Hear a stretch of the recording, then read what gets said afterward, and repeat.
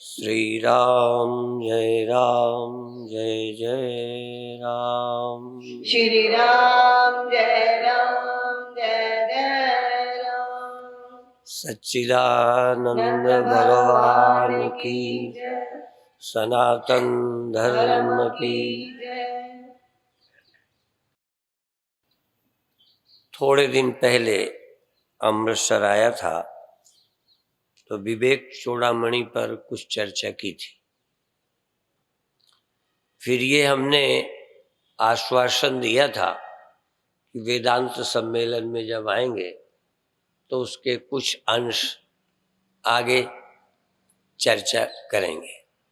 तो आज अभी मैं विवेक चूड़ामणि नहीं लाया, पर भूमिका स्वरूप आज चर्चा करूंगा और कल प्रातः से विवेक चूड़ामणि के श्लोकों के आधार पर जो आद्य जगत गुरु शंकराचार्य ने हमको बताया है उसको आप तक पहुंचाने की कोशिश करूंगा। आज किसी साधक ने हमसे पूछा कि आपने विवेक चूड़ामणि के प्रकरण में आवरण शक्ति और विक्षेप शक्ति की बात कही थी, वो हमारे समझ नहीं आई। फिर दूसरी बात उन्होंने पूछी कि भगवान कृष्ण का उदाहरण देकर शंकराचार्य जी ने कहा है कि न मैं संसार में स्थित हूं न संसार मुझ में स्थित है। इसका अर्थ नहीं समझ आया। तीसरी बात कही, वाच्यार्थ और लक्ष्यार्थ स्पष्ट नहीं हुआ। तो जो वेदांत के श्रोता नहीं है उनको भी समझ आए, इसलिए मैं प्रश्न को अपने ढंग से कुछ कहना चाहूंगा। इसी तरह प्रवचनों के सीधा शब्द से जब अर्थ नहीं निकलता तो लक्षणा करके अर्थ निकाला जाता है, लक्षणा वृत्ति से। क्योंकि जो वेदांत कहता है वो हमारे अनुभव में नहीं आता। हमारा अनुभव और गुरुओं का, ज्ञानियों का अनुभव तालमेल नहीं खाता। शुरुआत तभी सुन रहे थे महामंडलेश्वर जी के द्वारा और उसके पहले एक साध्वी के द्वारा। प्रातिभाषिक जगत, व्यवहारिक जगत या प्रातिभाषिक अस्तित्व, व्यवहारिक अस्तित्व और पारमार्थिक अस्तित्व। व्यवहारिक अस्तित्व और प्रातिभाषिक बिल्कुल एक तरह का ही पहले उदाहरण मैं दे दूं जो विवेक चूड़ामणि के प्रकरण में दिया था। सूर्य के शीशे के संबंध से एक रिफ्लेक्शन पैदा होता है, दूसरे सूर्य की प्रतीति होती है। कई लोग रिफ्लेक्शन कहेंगे या प्रति आभास कहेंगे, तो कई लोगों को ये भी होता है आभास क्या होता है, चिदाभास क्या होता है। अपन लोगों को आदत पड़ी है तो सहज शब्द निकल जाता है चिदाभास। अब लोगों को ये भी नहीं मालूम चिदाभास क्या होता है, क्योंकि जो चीज नहीं सुनी उसका नहीं मालूम। ये नहीं है कि वो कम जानकार है, बुद्धिमान नहीं है। मान लो कोई इंग्लिश का शब्द बोलो जो हिंदी का पढ़ा नहीं समझेगा, इसका मतलब वो मूर्ख नहीं है, पर इंग्लिश नहीं जानता। अब इंग्लिश ना जानना कोई मूर्खता नहीं है। इसी तरह कोई संस्कृत में शब्द बोल दिया जाए, आप संस्कृत नहीं पढ़े, वो तो पढ़ने की बात है। इसी तरह चिदाभास किसे कहते हैं? आभास मतलब किसी होने की प्रतीति होना, जैसे सूर्य के दूसरे सूर्य के होने की प्रतीति होना, सूर्याभास। तो चेतन में और चेतन होने की प्रतीति होना, अनेक चेतन होने की प्रतीति होना, ये सब चिदाभास है। तो फिलहाल हमको चिदाभास का ज्ञान और चिदाभास द्वारा अन्य पदार्थों का ज्ञान, दो का होता रहता है। जगना और जगने में पदार्थों का दिखना। हम लोग ये कहते जगना भी वास्तविक नहीं है, प्रातिभाषिक है, माइक है, व्यवहारिक है। मैं खिचड़ी मिला देता हूं। मैं प्रातिभाषिक और व्यवहारिक को अभी अलग नहीं करता। चैतन्य जब प्रकट होता है तो वो चिदाभास हो जाता है। जैसे सूर्य जब सूर्य के रूप में और प्रकट हो जाता है, वो आभास है। और आभास अंश में परिवर्तन होता है, हिल जाना, मुड़ जाना, तेज हो जाना, धीमा हो जाना और खो जाना, ये सब आभास अंश में है, स्वरूप अंश में नहीं। पर उदाहरण देने से साधकों को समझने में मदद तो मिलेगी, पर उदाहरण मात्र से कोई समझ जाए जरूरी नहीं है। आज अभी विवेक चूड़ामणि की पुस्तक उठाकर मैं देख रहा था, तो उन्होंने माना है ईश्वरानुग्रह। ईश्वर की कृपा हो तो सुनने पर भी बुद्धि में ये बात आ पाती, नहीं तो नहीं आती। और मैं बोलता हूं कि हमारे भी आंखें हैं, चिड़िया की भी आंखें होती हैं, चिड़िया के भी दिमाग है। अंडे देना, चुनना, बच्चों को चुनाना, पालना, अपना सोने की जगह बनाना, सब दिमाग। पर जब वो शीशे के पास होती है तो शीशा भी उसी तरह का है, आंखें भी हैं, दिखता भी है। पर कोई चीज है जो मनुष्य समझ जाता है, चिड़िया नहीं समझ पाती। अब ये दिमाग का भेद कैसे खोपड़ी में हम डालें? सारा दिमाग चिड़िया के पास है, पर वो चोंचे मारती है, पीछे झांकती है, फिर यूं करती है, फिर जब दिखती है तो फिर झांकती है। चूंकि उधर दिखती है, उधर का मतलब पीछे, तो फिर यूं झांकती है, इधर नहीं दिखती। और वो घंटों चोंच मारती है। समझदार लोग, परिवार के लोग जब चिड़िया की ये परेशानी देखते हैं तो कपड़ा डाल देते हैं। कपड़ा डालने से मुक्ति हो गई, चोंचे मारना बंद हो गया।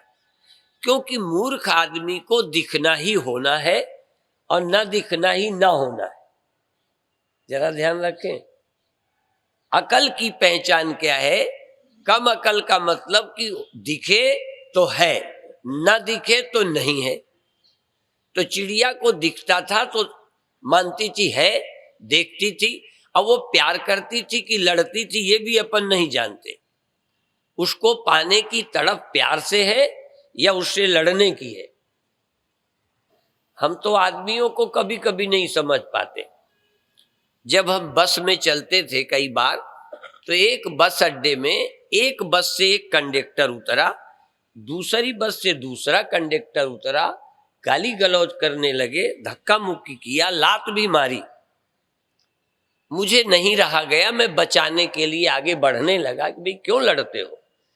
पर मैं पहुंचा भी नहीं, बोल भी नहीं पाया, इतने में दोनों है हंसने लगे। सच बात है ये। तो जब हंसने लगे तो मैं समझा कि ये तो हंसी कर रहे, लड़ नहीं रहे। अब देखो, उनका हंसना मैं हंसना नहीं समझा, लड़ना समझा। ये झीना सा समझ, तो अब जो बचाने का ख्याल था खत्म हो गया। तो ये छोटी सी झीनी सी समझ कि चिड़िया को क्यों नहीं समझ आता कि ये मेरी ही छाया है, उधर कोई नहीं है, हमें समझ आ जाता है। छोटे बच्चे थोड़े सयाने होते समझ जाते। छोटे बच्चे को भी मैंने देखा, एक बार गोदरेज की अलमारी में शीशा लगा था, उनके घर हमारा जलपान था। एक बच्चा आए, ऐसे आए और गोदरेज की अलमारी के शीशे की तरफ देखे, उस बच्चे को देखे, फिर पीछे आ जाए, फिर आगे जाए। बच्चा अपने आप थोड़े दिन बाद समझ गया होगा, चिड़िया अभी तक नहीं समझी। कई बार बंदरों को भी हमने देखा, और समझ का मामला भी बड़ा विचित्र है। मनुष्य मूर्ख से मूर्ख अपने घर में नल चलता हो तो चला के बंद कर देता है, काम किया पानी पिया बंद कर देता है, कम अकल भी। पर मैंने बंदरों को देखा कि टोटी को खोला, इतना सीख लिया बंदर ने, क्योंकि प्यास है, अकल काम कर गई। वो देखा कि ऐसे लोग पीते हैं, उसने भी खोला पी लिया, पर बंद करना नहीं सीखा, पानी पिया चला गया। मनुष्य भी ऐसी कुछ बातें समझता है, कुछ नहीं समझता, मतलब की समझ जाता है। बंदर भी प्यास थी इसलिए समझ गया, पानी से नुकसान होगा, बह जाएगा, आगे क्या होगा ये नहीं समझता, इसलिए बंद नहीं करता। समझ के बड़े झीने फर्क है। तीसरी बात, कष्ट को, आराम को, सुख को सबके मन और सबकी इंद्रियां, हर बुद्धिमान समझ जाता है। इंद्रियों के विषय संपर्क से सुख या दुख, आराम या कष्ट, सर्दी गर्मी, भूख प्यास, देखने सुनने छूने का सुख और दुख, ये हर मनुष्य को सहज मालूम हो जाता है। बुद्धि किसे कहते हैं? जो उसके हानि लाभ को समझ सके, जो उसके परिणाम को देख सके। जो बुद्धि परिणाम को नहीं देखती, सिर्फ मजा को देखती है, अच्छा लगता है, वो विवेकी नहीं है, बुद्धिमान नहीं है। जैसे डायबिटीज वाला हो या बिना डायबिटीज वाला, संयमी मनुष्य हो या असंयमी, हर डायबिटीज वाले को शुगर नुकसान करती है खाना, लेकिन संयमी आदमी समझदार है तो नहीं खाता। पर संयमी नहीं है, समझदार भी है। कई बड़े समझदार हैं, नहीं हो तो प्रसाद के नाम से मिल जाए तो कहते हैं तो प्रसाद है। कई तो ये भी कहते हैं प्रसाद है, नुकसान नहीं करेगा। विचित्र गणित है इसका, प्रसाद है तो नुकसान नहीं करेगा। और ये गणित गृहस्थी हमें भी पढ़ाते हैं। वो क्या कहते हैं, हमने प्रेम से बनाया है, ये खा लो। हमने कहा मैं बीमार हूं, प्रेम से बनाया है, नुकसान नहीं करेगा। हमने कहा बड़ा विचित्र गणित। मनुष्य ने स्वार्थ के कारण कामना में अंधा हो जाता है तो विवेक धुंधला हो जाता है। विवेक चूड़ामणि विवेक का ग्रंथ है, ज्ञान का ग्रंथ है, और विवेक की चूड़ामणि है, सिरमौर है, श्रेष्ठ विवेक। तो तीन चीजें आज बतानी है।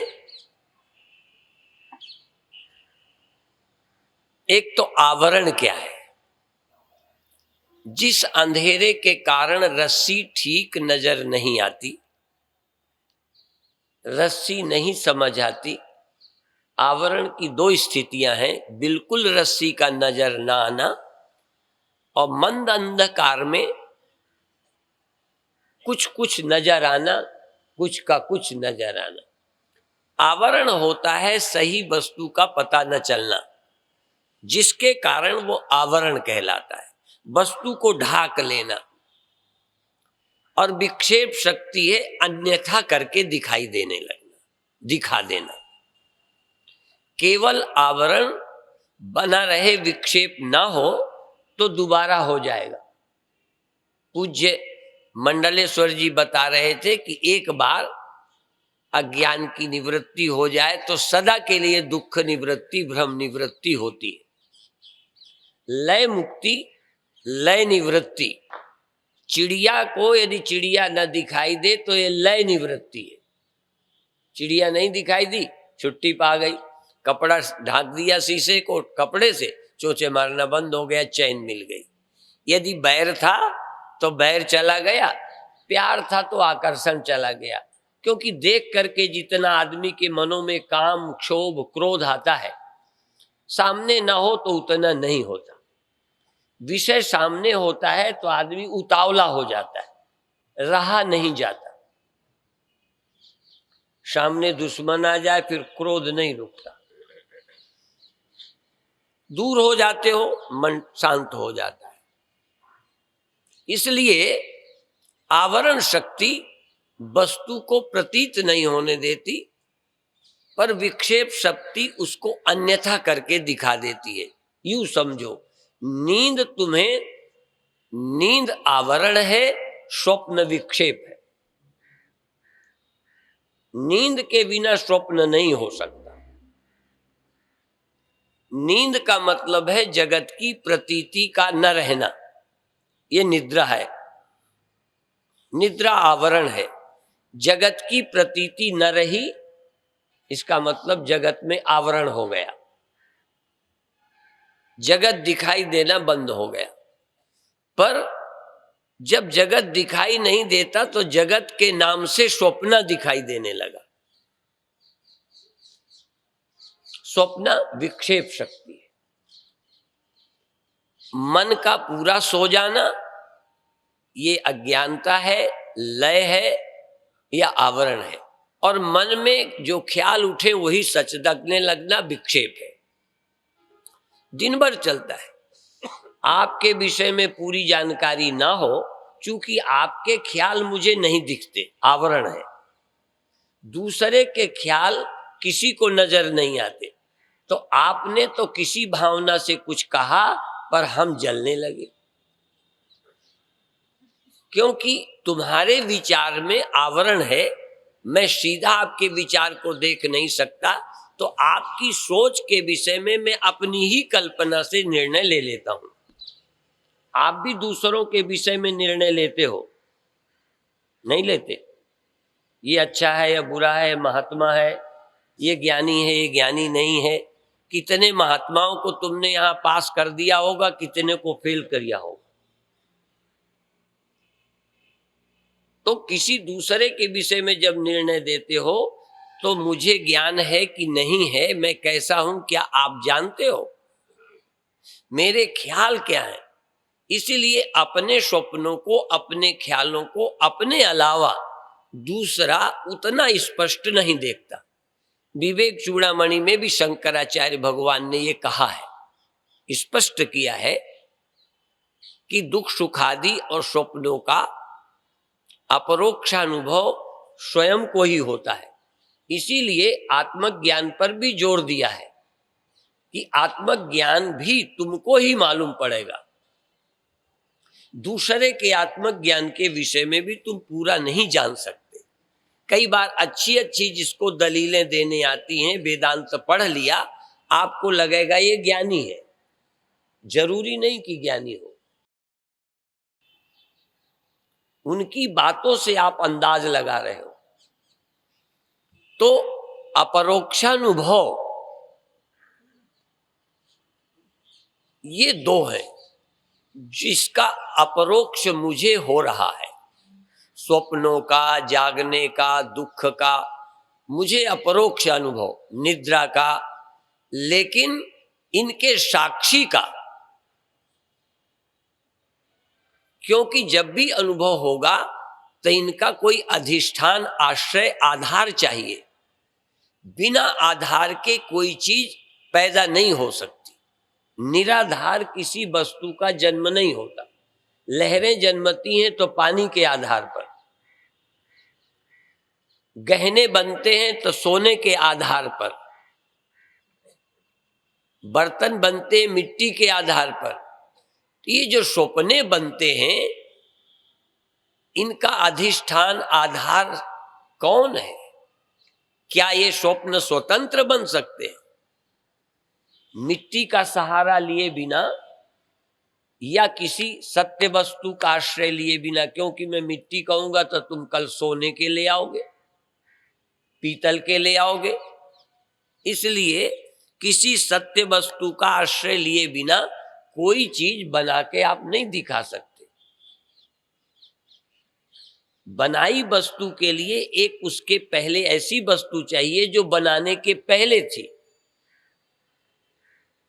और यदि ऐसा आप कर सको तो कल प्रातः काल के विवेक चूड़ामणि के प्रवचन में ऐसी वस्तु बना के ले आना जिसमें तुमने सत्य वस्तु का या बनाने के पहले जो वस्तु थी उसका आश्रय न लिया हो, उसको ले आओगे तो मैं आपको बधाई दूंगा, धन्यवाद दूंगा और फिर कहूंगा अब तुम्हें वेदांत सुनने की जरूरत नहीं है। यदि नहीं ला सके तो वेदांत की सत्य कसौटी को लेकर सुनो। सत्य वस्तु का एक आश्रय लिए बिना जब कुछ बना नहीं सकते तो उस सत्य वस्तु को पहचानो। तो स्वप्न भी देखो खड़े होते हैं कैसे, वो भी देखना। ये बहुत जरूरी है टॉपिक कि स्वप्नावस्था में मान लो मैंने अपनी मृत्यु देखी, अपनी मृत्यु हो गई, अब मैं जागा, तो जाग करके दो अनुभवों से मृत्यु झूठी हो सकती है। एक तो ये कि स्वप्न का दृष्टा अभी नहीं मरा, जीवित है, उस समय मरा माना था। दृष्टा के चैतन्य के आत्मा के बोध से स्वप्न की मृत्यु को झूठा जानना ये वास्तविक ज्ञान है। पर स्वप्न दृष्टा स्वप्न से जगकर देह को मैं मानकर सोचता है मैं नहीं मरा।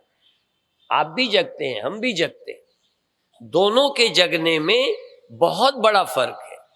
आप जगकर मानते हैं, कोई मूर्ख से मूर्ख स्वप्न में मर गया हो तो जगते जानेगा कि मैं नहीं मरा, लेकिन फिर भी वो आत्मज्ञानी।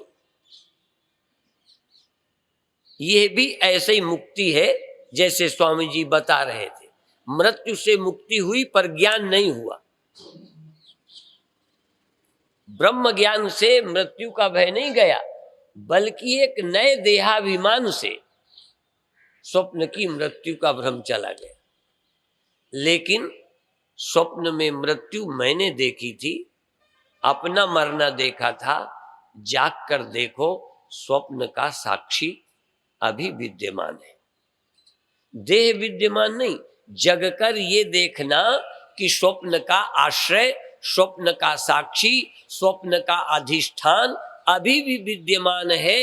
मृत्यु और स्वप्न झूठे हैं।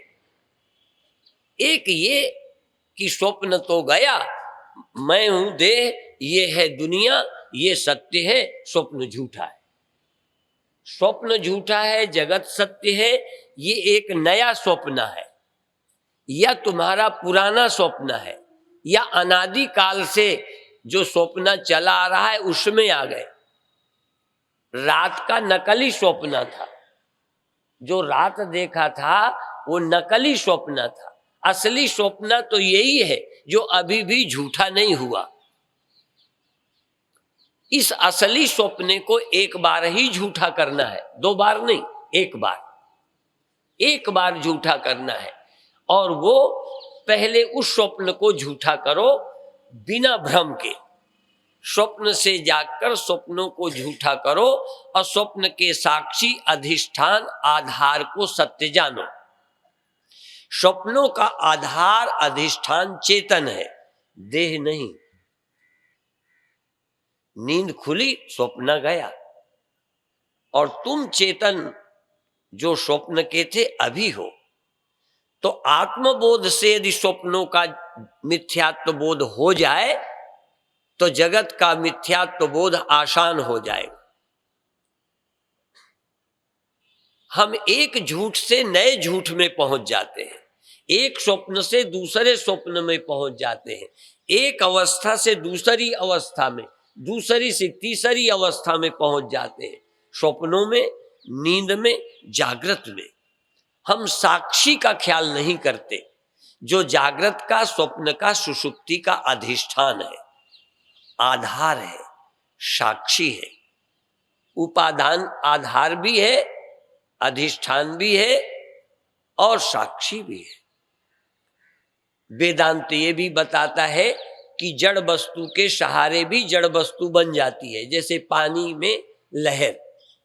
लेकिन ना तो लहर को लहर का पता है, ना पानी को लहर का पता है।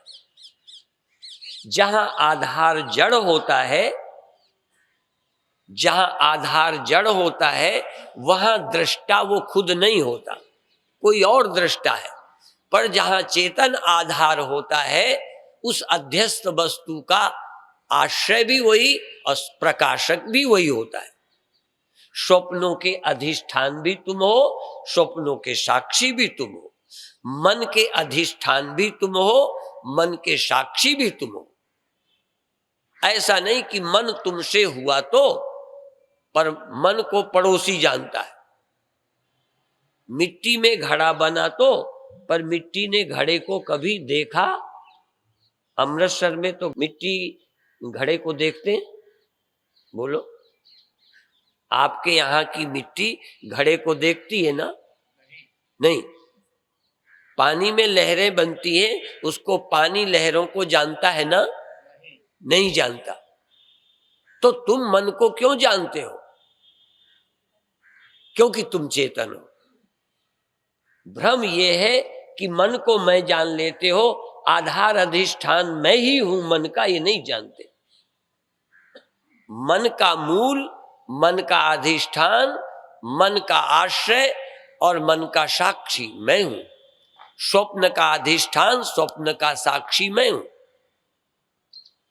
ये नहीं जानते, बस स्वप्न देखते रहते हो, स्वप्नों को ही मैं कहे जा रहे हो, मन को मैं कहे जा रहे हो, इंद्रियों को मैं कहे जा रहे हो, देह को मैं कहे जा रहे हो।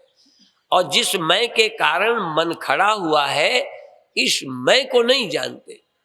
अब ये मैं यदि स्पष्ट न हो तो यही मन का कारण बन जाता है। आवरण शक्ति का मतलब है, यदि आत्मा की ब्रह्मता, आत्मा की आत्मता, साक्षी का साक्षीपना यदि क्लियर ना हो, स्पष्ट ना हो, तो यही मन को जन्म दे देता है। इसलिए ये विक्षेप शक्ति है, मन का पैदा होना। कुछ पैदा होना विक्षेप है, और असलियत पर ध्यान न जाना ये आवरण है। आत्मा में आवरण है, इसलिए मन पैदा होता है। मन तू ज्योत स्वरूप है, अपना मूल पिछान। हम अपने मूल तत्व को नहीं जानते। हम जागृत में भी मन है, स्वप्न में भी मन ही रूप है, सुषुप्ति में मन की लय अवस्था है, लेकिन हम चैतन्य हैं, हम साक्षी हैं, इन अवस्थाओं के अधिष्ठान हैं, ये हम में अध्यस्त हैं, ऐसा कभी ख्याल नहीं किया। बस बहुत छोटा सा है। तो विवेक चूड़ामणि चाहेगी कि आप प्रक्रिया तो रटो, रटने का विरोध नहीं है। कई बार प्रक्रिया रट लेने से भी वो ज्ञानी लगने लगता है।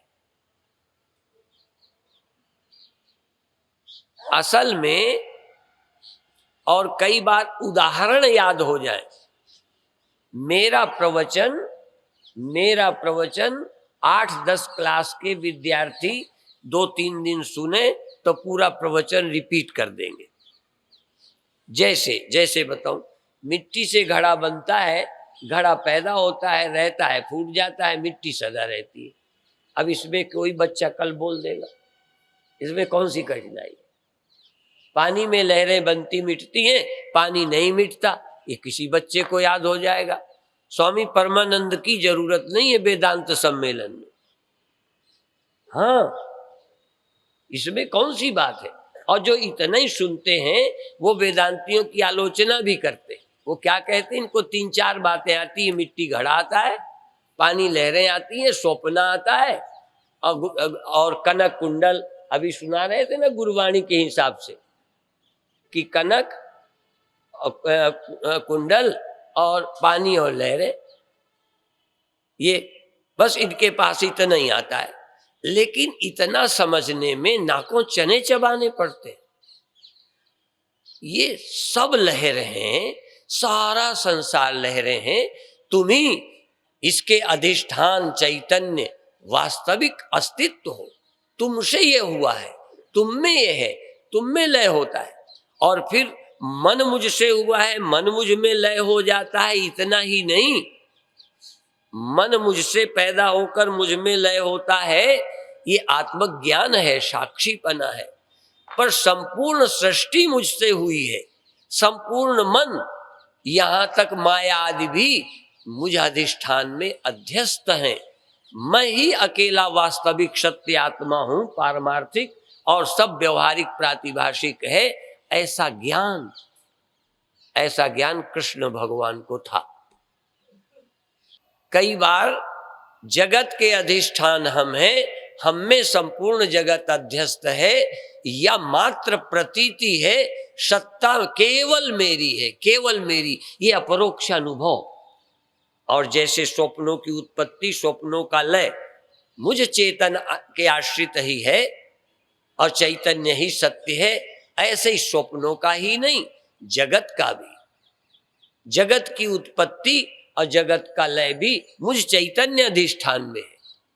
ये अनुभव करना, स्वप्नों का अनुभव करना आसान, स्वप्नों के साक्षी का अनुभव करना कठिन। देखो, स्वप्न देखना और जगकर इस शरीर में आ जाना, ये मूर्ख से मूर्ख आदमी को आता है। कोई भी आदमी स्वप्नों से जगेगा, स्वप्ने झूठे हो गए, देह में आ गया, पर स्वप्न से जागा साक्षी हो गया, स्वप्न से जागकर स्वप्न मिथ्या, आत्मा सत्य है, ऐसा जान जावे। आप भी जगते हो। कभी तुमने विचार किया हो स्वप्नों के अंत होने के बाद कि स्वप्न मिथ्या है, इस स्वप्न का दृष्टा चेतन आत्मा अधिष्ठान सच्चा है? नहीं, बल्कि जागे, देह सत्य है, अमृतसर है, ये मेरा पलंग है, ये दुनिया सच्ची है, वो झूठी थी, ये जाना। माने एक दूसरा झूठ अपने ऊपर लाद लिया। एक बोझ गधे की पीठ से गया, दूसरा बोझ गधे ने लाद लिया। स्वप्नवत संपूर्ण संसार है, ये गुरुओं ने कहा, वेदांतियों ने कहा। जो स्वप्ना और पेखना ऐसे जग को जान, ये संसार स्वप्न है ऐसा जान, ऐसा जानने वाला और ऐसा तब जानोगे जब केवल साक्षी नहीं, तुम ब्रह्म हो, क्योंकि ब्रह्म सर्वाधिष्ठान है। ब्रह्म हो तभी तुम आत्मा ब्रह्म ही अकेली सत्य है और सब कुछ वास्तविक नहीं है। केवल दृष्टा होने वाला, साक्षी होने वाला, साक्षी और ब्रह्म का ऐक्य किए बिना जगत मिथ्यात्व, जगत कल्पित, मेरी ही पूर्णता सर्वत्र है नहीं। बहुत हिम्मत जुटाओगे तो स्वप्न तुमसे हुआ, स्वप्न तुम में लय हो गया, पर संपूर्ण सृष्टि तुमसे हुई, तुम में लय हो गई। ये समझना बहुत बड़ी बात है। यदि तुम ये समझ सको, संपूर्ण सृष्टि का अधिष्ठान आश्रय मैं हूं, तो आवरण कैसे नष्ट हो? पहले तो 3 अवस्थाएं, जागृत स्वप्न सुषुप्ति। जागृत स्वप्न सुषुप्ति आदि प्रपंचम यत् प्रकाशते। जागृत को केवल प्रकाशता है नहीं, स्वप्नों को भी वही प्रकाशता है। और स्वप्नों को ही नहीं, सुषुप्ति का भी, सुषुप्ति हुई है इसका भी सबूत वही है। जागृत स्वप्न सुषुप्त्यादि प्रपंचम यत् प्रकाशते, जिसने तीनों को प्रकाशित किया है, तद ब्रह्म, वह ब्रह्म मैं हूं। जो वह ब्रह्म मैं हूं, ऐसा विज्ञान ही वास्तविक ज्ञान है। अभी सुना रहे थे महामंडलेश्वर, अहम ब्रह्मास्मि, मैं ब्रह्म हूं जानने से एक दिन के लिए लय मुक्ति नहीं, सुषुप्ति की मुक्ति नहीं, समाधि भी नहीं। समाधि लग जाना और भ्रम निवृत्त होना, बड़ा फर्क है। स्वप्न के भ्रम सबके निवृत्त होते हैं। अब जब हमारे स्वप्नों का अंत होता है, तो स्वप्न का अंत होते हम जागृत में देह हैं ऐसा ख्याल नहीं आता। जरा ध्यान देना, हम भी जगते हैं, आप भी जगते हैं, आप भी स्वप्न देखते हैं, हम भी देखते हैं। हम स्वप्न से, जब स्वप्न का अंत होता है, तब हम स्वप्न के दृष्टा साक्षी आत्मा हैं। स्वप्न मुझसे प्रकाशित हुए, ये देखते हैं। स्वप्न मुझ में मैं देह हूं, ये ख्याल नहीं। तुमको भी यही कहता हूं, जागते जागते स्वप्न का अंत होते ही स्वप्नांतम जागरितांतम हुआ। स्वप्नों का अंत देखो, जागृत का भी आदि अंत देखो, और सुषुप्ति का भी आदि अंत देखो। सबका आदि देखो, अंत। सुषुप्ति के पहले सुषुप्ति और सुषुप्ति का अंत देखो। स्वप्न के पहले स्वप्न का होना, स्वप्न का अंत देखो। जागृत होना, जागृत का रहना, जागृत का अंत देखो। इन तीनों का जो अंत देख लेता है वो अनंत है, उसका अंत नहीं होता। और अनंत आपके सिवा यदि थर्ड पर्सन कोई है, दो तरह के मत हैं। कोई थर्ड पर्सन को नहीं मानता, इंकार करता है। भगवान शंकराचार्य थर्ड पर्सन को इंकार नहीं करते, पर थर्ड पर्सन और फर्स्ट पर्सन में भेद नहीं मानते। फर्क समझे।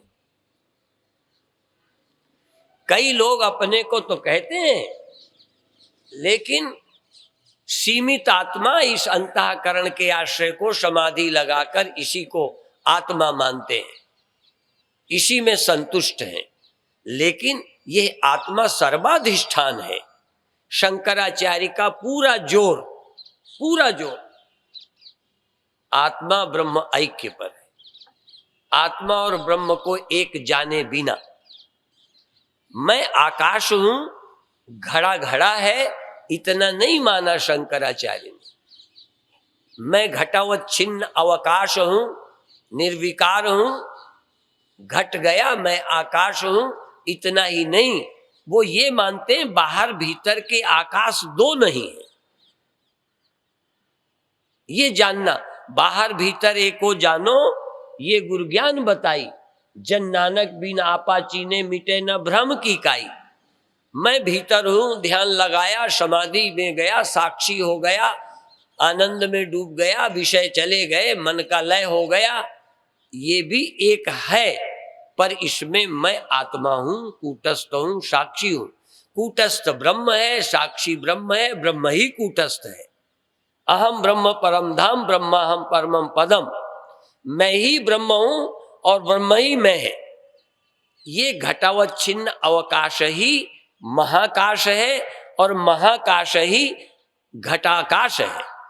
महाकाश घटाकाश दो नहीं, महाकाश ही घट के अंदर घटाकाश है, और घटाकाश ही घट के बाहर महाकाश है। दोनों नाम आकाश के हैं। ये अर्थात आत्मा और ब्रह्म, ब्रह्म और आत्मा एक ही है।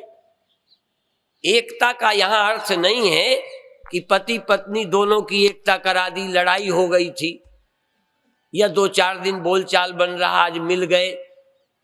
पति पत्नी की तरह आत्मा और ब्रह्म का मिलन नहीं होता, ये ध्यान रखना।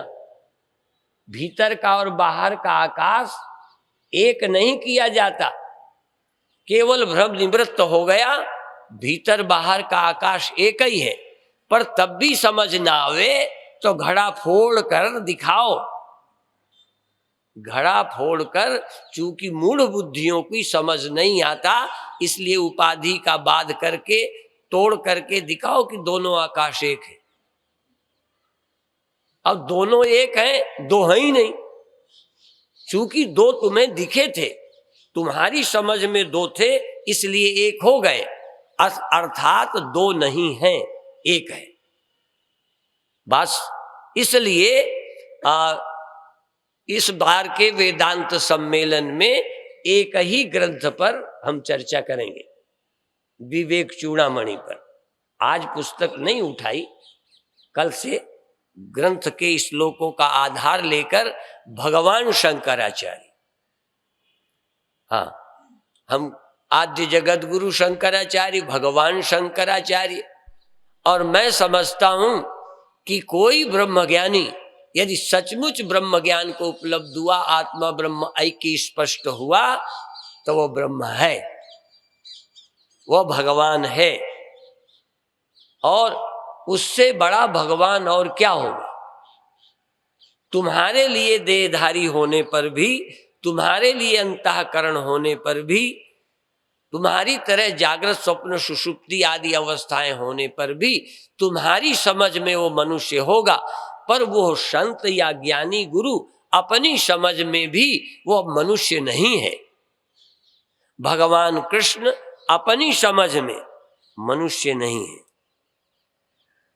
यद्यपि मनुष्यों के बीच जाएंगे तो उनकी दृष्टि का अनुवाद करके कह भी सकते हैं कि देखो मैं मनुष्य हूं, मैं तुम्हारी तरह रहता हूं, तुम्हारी तरह काम करता हूं। चूंकि वो ये देख पाते हैं इसलिए भगवान कह सकते हैं, पर भगवान सारी सृष्टि के अधिष्ठान आश्रय हैं। इतना खुलकर स्पष्ट कहने वाले मैं ही सारी जगत का अधिष्ठान हूं। अब एक कृष्ण भगवान का ये वचन कि न मैं जगत में रहता हूं न जगत मुझ में रहता है, वह अभिप्राय है कि सूर्य अधिष्ठान में, सूर्य के प्रकाश में न रिफ्लेक्शन है, न मिटता है, न उसके आश्रित है, न सूर्य उसके आश्रित है, न रिफ्लेक्शन। वो तो कल्पित है। कल्पित वस्तु जो होती है वो अधिष्ठान का स्पर्श नहीं करती। जैसे मेज पर ये घड़ी रखी है, अब ये मेज पर घड़ी है, पर यदि घड़ी ये कुर्सी को दिख रही होती, इस चौकी को घड़ी दिखती होती और होती नहीं, स्वप्न की तरह, तो ज्ञान होने पर कैसे कहेगी कि घड़ी मुझ पर थी, मुझ पर रखी थी, अब मुझसे चली गई। वो तो जब हो तभी कहेंगे। तो जिनकी दृष्टि में जगत मिथ्यात्व स्वप्नवत हो गया, वो जगत के आश्रय हैं। जगत मुझ में रहता है या मैं सारे जगत में रहता हूं, ये भाषा भी प्रारंभिक लोगों के समझाने के लिए है। इसलिए भगवान ने अलग अलग स्तर के लोगों को बताया। जब वो ये कहते हैं न जगत मुझ में है न जगत में मैं हूं, तो अपनी व्यापकता का निषेध नहीं कर रहे।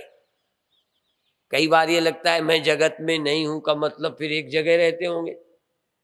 वहां व्यापकता का निषेध नहीं कर रहे, असल में सृष्टि का निषेध कर रहे हैं। होवे तो मैं व्यापक हूं। इसलिए व्याप्य और व्यापक दो तरह के। तिल में तेल होता है, निकाला जाता है तो खली अलग थी, तेल अलग था, अलग हो गए। इसलिए खली में तिल में तेल था, अब तेल अलग हो गया, खली अलग हो गई। ऐसे ही जगत नहीं है जो भगवान कहें कि मुझ में जगत था, मैं जगत से अलग था, ऐसा नहीं। जगत मात्र प्रतीति थी, वास्तविक नहीं था। इसलिए जब मुझे दिखा था तो उस समय के अनुवाद करके कि आज स्वप्न हुआ, ये हुआ, ऐसा हुआ, शुरू में बताओ कोई हर्ज नहीं, पर जब विचार करोगे तो वहां हुआ क्या था। स्वप्न की मौत सच्ची लगने पर भी हुई नहीं थी। इसलिए जगह व्यक्ति ये कह भी सकता है कि मैं मरने से बच गया, कोई हर्ज नहीं, लेकिन ये भी कहेगा मैं मरा ही नहीं। मरा होता तो बचने का सवाल था, मरा ही नहीं। मृत्यु झूठी थी, मृत्यु हुई ही नहीं, मृत्यु एक स्वप्न था। इस तरह से जन्म और मृत्यु पूर्ण बोधवान व्यक्ति के लिए वह नहीं है। इसलिए मैं जगत में हूं, जगत मुझ में नहीं है, इस तरह भगवान श्री कृष्ण ने निषेध किया। वाच्य और लक्ष्य की जो बात थी थोड़ी, वो ये है कि एक घड़ा है, एक मटका है, उन दोनों की एकता करो। घड़े को या तो मटका कहो या मटका को घड़ा कहो, दोनों एक कहो, कहोगे? अच्छा, मकान को और घड़े को एक कहोगे? तो जो ऊपर की जो वाच्य उपाधि है, वाच्य, उसकी एकता डायरेक्ट नहीं हो सकती, किसी को समझ नहीं आएगी। जैसे दो रोशनियों की एकता नहीं हो सकती। रोशनियों की, यद्यपि इन सब रोशनियों में पीछे एक सत्य है, एक सत्य, तो उसकी होगी। पर जब हम कहेंगे तुम ये और ये दोनों रोशनी एक है, तो एकदम प्रश्न उठेगा कैसे एक है? रंग अलग है, आकार अलग है। इसी तरह से जीव जीव की एकता, जीव जीव की एकता नहीं होती, जीव ईश्वर की एकता नहीं होती, जड़ जड़ की एकता नहीं होती, ये नहीं हो पाती। इनका बाध करके, इनका बाध करके लक्ष्यार्थ में एकता होती है। जैसे ये रोशनी एक नहीं, पर राड हटा दो तो दोनों के पीछे बिजली एक है, वो एक है। तो वाच्य जब सुनते हो तो तुम शब्द का वाच्य अर्थ देह, तुम शब्द का वाच्य अर्थ जीव, और लक्षार्थ चैतन्य कूटस्थ। तो कूटस्थ की एकता है, कूटस्थ और ब्रह्म की एकता है, ईश्वर और जीव की एकता नहीं है। वो मायोपाधिक है, ये अविद्योपाधिक है, अंतःकरण उपाधि वाला है। तो और तो छोड़ो, जीव जीव की एकता नहीं होती, जीव ईश्वर की एकता तो होती नहीं है। इसमें तुम्हें आपत्ति भी है, क्योंकि जीव ईश्वर नहीं हो सकता, पर पति पत्नी दोनों एक हो सकते हैं, दो जीव एक होते हैं। तुम्हारा दुख मेरा दुख एक हो सकते हैं, तुम्हारा स्वप्न मेरा स्वप्न एक हो सकता है, तुम्हारा जगना मेरा जगना होता है, तुम्हारा सोना मेरा सोना एक होता है कि अलग होता है। तो जीव जीव की एकता नहीं है। हम तो जीव जीव की एकता नहीं करते, जीव ईश्वर की कैसे कर देंगे, इतने बुद्धू थोड़ा है हम। तो आप कहोगे फिर कैसे करते हो? दो रिफ्लेक्शनों की एकता नहीं करते, दो सूर्याभास हैं या अनेक सूर्याभास हैं। सूर्य के आभास की सूर्य के आभास से समता तो है, पर एकता नहीं। समता इस अर्थ में है कि दोनों प्रकट हुए, दोनों खो जाने वाले हैं, थोड़े बड़े छोटे हैं, पर लक्षण सबके एक ही जैसे, जगना सोना हिलना डुलना, थोड़ा स्थिर होना थोड़ा पवित्र होना, ये तो फर्क है। पर सारे सूर्य के रिफ्लेक्शन लगभग एक जैसे। तो पर फिर भी दोनों एक नहीं है, सब एक नहीं है। हाँ, सब जिसके रिफ्लेक्शन है वह एक है, और उससे अलग ये कोई नहीं है। देखो, डायरेक्ट एकता नहीं, घड़े की मकान से एकता नहीं, घड़ा और मकान हटा दो फिर मिट्टी मिट्टी की एकता हो जाएगी। घड़े घड़े की नहीं, मिट्टी मिट्टी की होगी, वो एक ही है। इसी तरह से तुम्हारे आभासंश मेरे आभासंश की सीधी एकता नहीं है, पर तुम्हारे आभासंश मेरे आभासंश का जो साक्षी अंश है वो एक है, दो नहीं है। इसलिए जीव अंश का या आभास अंश का बाद करके कूटस्थ अंश एक है। ऐसे ही आभास अंश या कारण और कार्योपाधि जीव और कारणोपाधि ईश्वर, इनके वाच्य का त्याग करके तत्त्वमसि वह तू है, अर्थात वह और तुम एक ही हो, दो नहीं हो। पर यदि हम सीधा सुनेंगे तो ईश्वर रचयिता है और हम जीव हैं, हम अल्पज्ञ हैं, ये लंबी रोशनी है, ये ऐसी रोशनी है। अब ये तो वैज्ञानिक जानते हैं, नहीं तो अपन तो जाने भी नहीं इसका रहस्य कि ये जो राड है वो कम पावर में जलता है, कम पावर खर्च करता है, और ये बल्ब ज्यादा खर्च करता है, देखने में छोटा है। अब ये समझ में सीधे नहीं आता, पर वैज्ञानिक जानता है। इसी तरह से जीव जीव की एकता नहीं, जीव जीव का भेद, जीव ईश्वर का भेद और जड़ जड़ का भेद, इनका परस्पर भेद जो है, पर ब्रह्म एक अभेद है। ब्रह्म से भिन्न न ईश्वर है, न ब्रह्म से भिन्न जीव है, न ब्रह्म से भिन्न जगत है। ब्रह्म से भिन्न किसी की सत्ता नहीं है, परस्पर भिन्न है। हम तुमसे अलग अलग हैं, पर ब्रह्म से हम कोई अलग नहीं। ब्रह्म से हम कोई अलग नहीं, और थोड़ा समझाना चाहो तो ये कह सकते हो ब्रह्म सबसे अलग है। ये भी समझाने के लिए, क्योंकि यदि तुमसे अलग नहीं, एक वाक्य बता दूं और फिर समाप्त करूं। क्यों इतना कहना पड़ेगा? क्योंकि हम समझाने आए हैं। जब ज्ञानी को सुनाएंगे तो हम दूसरे ढंग से बोलेंगे, क्योंकि हमारी बात काट देंगे मंच वाले, नहीं समझे। पर हम मंच वालों को बोलने नहीं आए, प्रपंच वालों को बोलने आए, नहीं समझ में आए, तुम्हारे को बोलने आए हैं।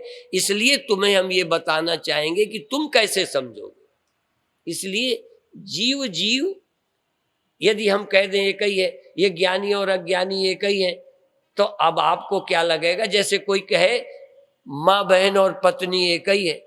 अब यदि ये बात एक संयमी को कह दें, तो कल तक जिसकी पत्नी थी, हमने कहा पत्नी में, बहन में और माँ में कोई फर्क नहीं।